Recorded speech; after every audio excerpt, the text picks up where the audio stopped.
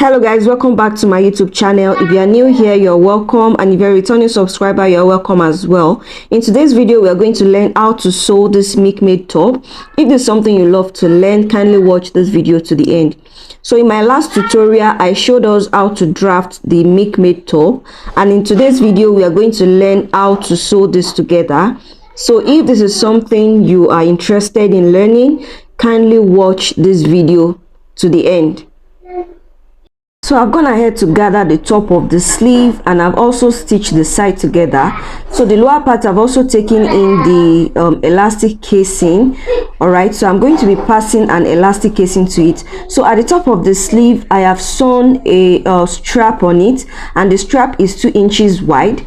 All right, so after sewing the strap on it, I will now go ahead and fold it again. All right, I will fold it by ½ inch again and then stitch it down. I don't know if you can see what I'm doing right here.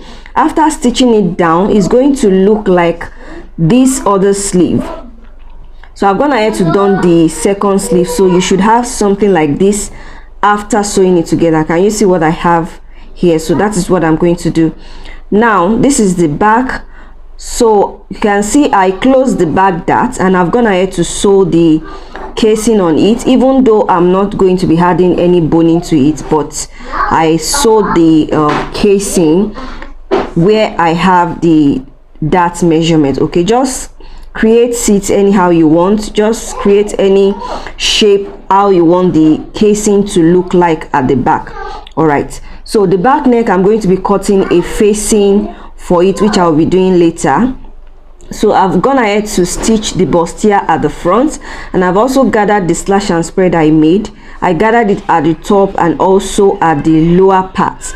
All right, so what I'm going to do now is to take this, and then I will place it where I will place it on top of the place where I've sewn, making sure that this gathers is going to face, is going to be covering the sewing allowance at the front. If you can understand what I'm talking about. Okay, after sewing it, the sewing allowance will be hidden inside. That is, the gathers is going to cover the sewing allowance, and once that is done, I'll go ahead and stitch it at the lower part. So guys, I've gone ahead to sew it down, so you can see what I was talking about, that the seam allowance is hidden inside, which the gathers is facing it. So the part which has the basque, I've also gone ahead to attach the strap on it. So the strap is about 2 inches, so I folded it twice. I folded the strap twice. So you are going to place the gathers part and the part that has the basque, you place it on top of each other. Make sure you notch the center.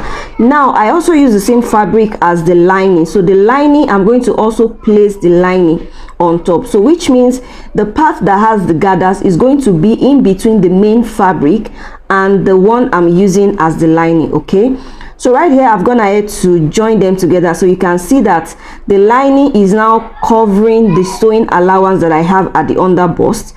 Okay, you should have something like this once you are done. Okay, so right here is the back, and I've gone ahead to iron stay at the zipper area at the back, and I've also sewn the facing to the back. The reason why I added stay there is because this fabric is a little bit stretchy. I don't want it folding at the zipper allowance by the time I attach my zipper, so that was why I added stay to the zipper allowance area. So I'm still going to add the zipper later. After joining the front and back together, I will lose the zipper allowance and then add the zipper to it. So the next thing I'm going to do now is to place the front on top of the back, and then I'm going to pin it together. You can see what I'm doing. Make sure the zipper allowance is facing the center of the front. Okay, and then you go ahead and pin it together. So after pinning it together, I'll then go ahead and take the seam allowance I have there. So guys, I've gone ahead to take in this seam allowance. So this is what I have after stitching the front and back together. So the next thing now is to attach the sleeve. I've also added elastic to the lower part of the sleeve. Now this fabric is a little bit soft, is a little bit soft. If it were to be a thick fabric, the slash and spread I made at the sleeve would have been puffier than this, okay, but yeah, it's still okay. So guys, I've gone ahead to attach my sleeve, and the next thing I'm going to do here is I've gone ahead to sew the strap at the lower part of this blouse, and the strap is 2 inches wide. So what I will do now is to fold it half an inch and then place it down. You can see what I did. So this is how you are going to do, and I'm going to stitch it from here to the other side, and after that I will attach the zipper to the back.